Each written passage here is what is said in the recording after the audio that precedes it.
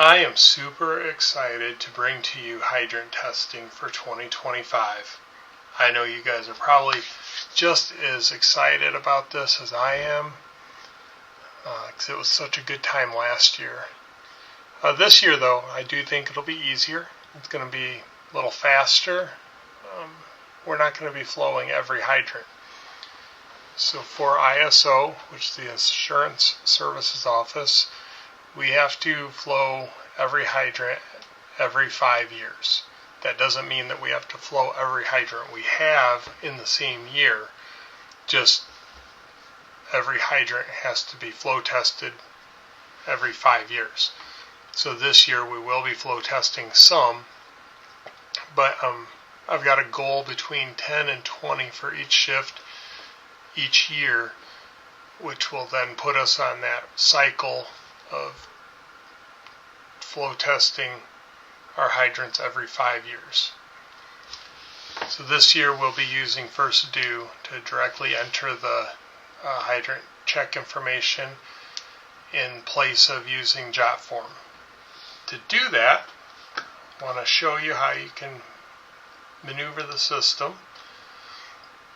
So come to your hydrants module and click Hydrant List, and you'll get the list that I currently have on the screen. You'll see over on the left here is Assign Team. So all the hydrants are assigned out to the 3 shifts.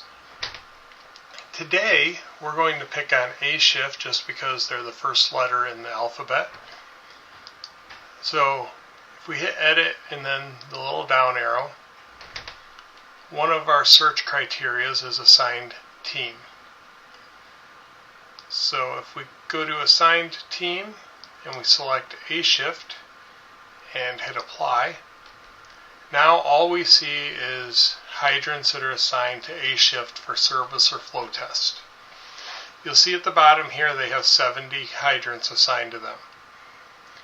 Now before anybody gets upset and they start checking each other's shifts, B shift does have the least out of all the 3 shifts.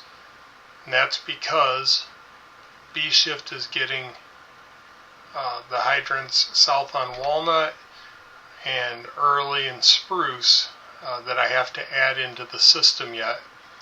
So it looks like they're getting less, but in reality everybody is getting about the same amount of hydrants. So say I'm at A shift, I come in and I filter this to just A shift. Now I want an easy way of getting to my hydrants when I'm out working. If I click this top button, it will highlight the entire list, and I can go right here and select Bulk Add to Work Queue.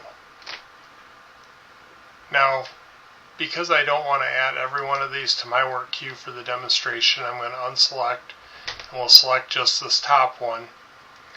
And then I'm going to go over here, which does the same thing, but not in bulk fashion. It's individual. I'm going to add this to my work queue. So this pops up a little screen down here that if this side panel goes away, you hit this up-down arrow to expand, and it brings up this hydrant. If you have more hydrants, so if you added all of those, you would see all of these hydrants. You can come up here and you can reorder your work queue. So if there's hydrants that are in different areas and you want to put them in order that you're going to be going through and hitting them to make it easier for you, you can do that. You can remove them from the work queue. You also remove individually from the work queue here. And then these 3 dots, that's where you're going to go to start your service or start your flow test if you're using your work queue. If you're not using your work queue and you're just accessing them from the list, which you can do, you can go to the play arrow with the hydrant for a service and the play arrow with the water drop for the flow test. I'm going to go back to the work queue and we're going to explore what a service is. So when you pull up the service, you'll see it looks just like a truck check. So when you pull up, you start your service, hit now. It's going to record your date and time. Hydrant color, whatever hydrant color it is, record this. This will update on the first due map also. If there is no painting present, so if this is a new hydrant or a hydrant that I missed when I went out and did the painting on them, select no painting. So that doesn't mean there's no paint on it, just we haven't been out to color code the hydrant. So that would be no painting. When you select no painting, it should also require a work order on that.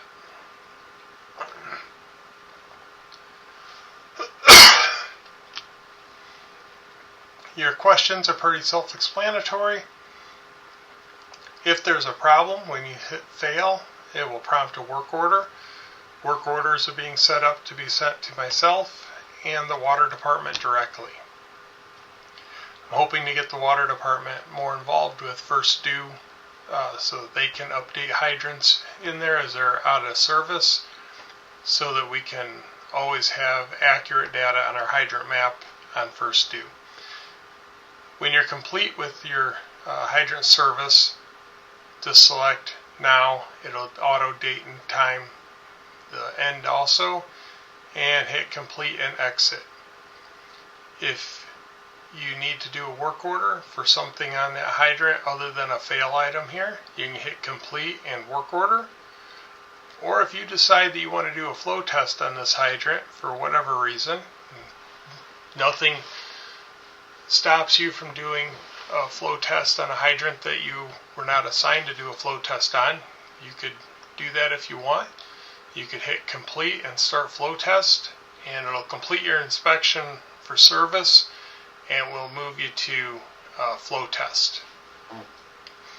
If this is a hydrant that you're needing to do a flow test on because you're assigned it, that's when you would definitely finish your hydrant service and then complete and start flow test. No, I didn't answer my questions.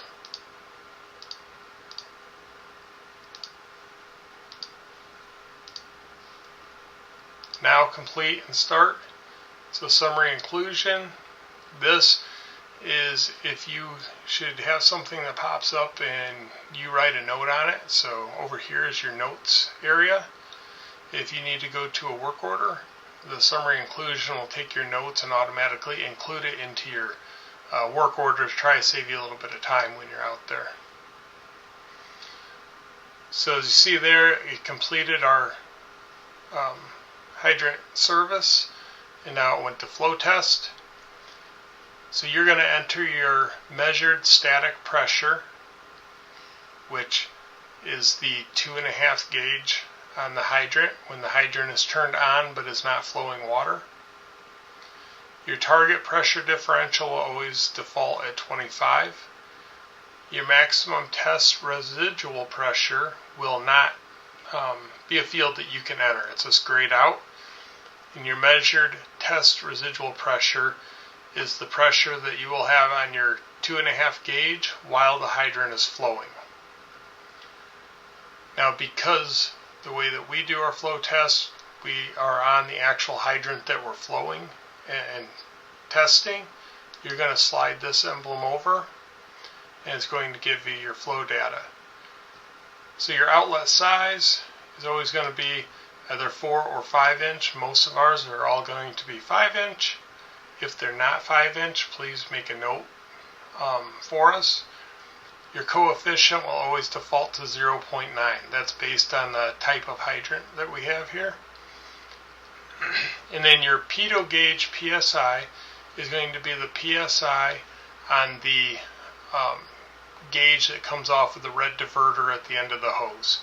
So that has the PSI and the GPM for you.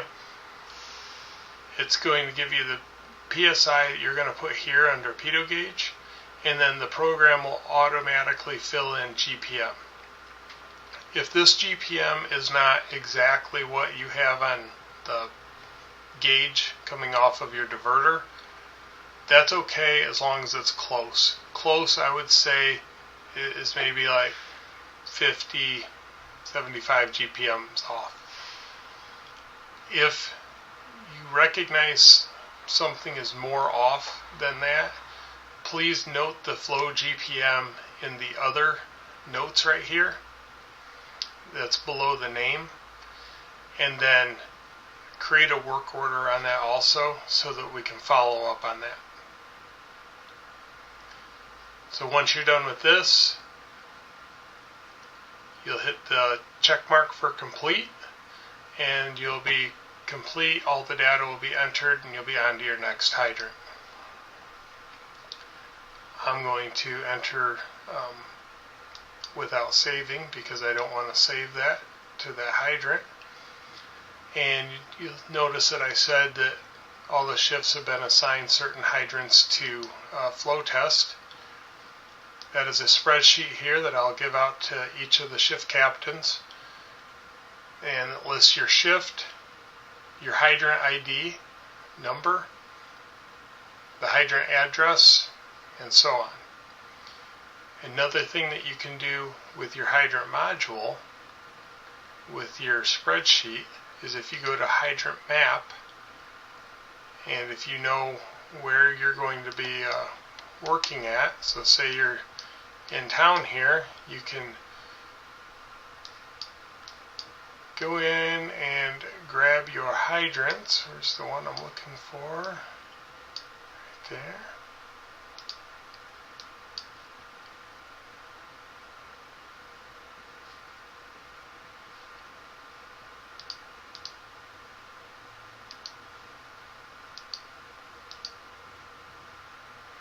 Okay, so you gotta go to your zoom level. That gets you your hydrant, and then we come up here and you can see that's hydrant 107. So this is a way for you to verify if you are out doing your inspections and you're saying, man, this address just doesn't line up with where I think I am.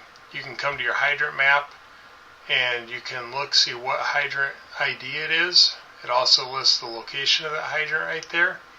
And if that location is wrong, you can always change that or enter a work order for it. But here you'll see by me clicking it, it starts bouncing up and down. It provides me all of this information on the side. And when we look at hydrant zone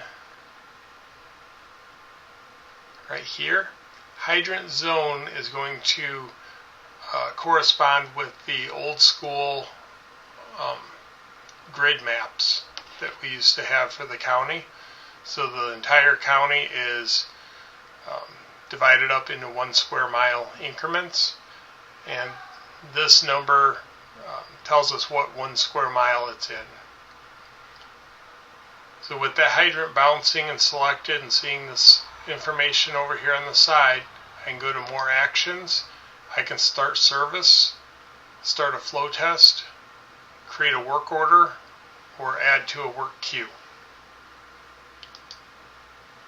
So I know this might seem like a lot, but I think it's going to be simpler as get used to it and we move on. So if you have any questions, feel free to reach out. I will go with you on the first few if you want and help through the process. But I want to make this as simple as we can for the crews. On your spreadsheet, the ones listed in yellow are the hydrants that I would like for you to flow test. Like I said, if you want to do extras, that's fine. But this is how we can start managing our flow testing to ensure that we're meeting the 5-year requirement without having to do every hydrant in the same year. Again, any questions, just let me know.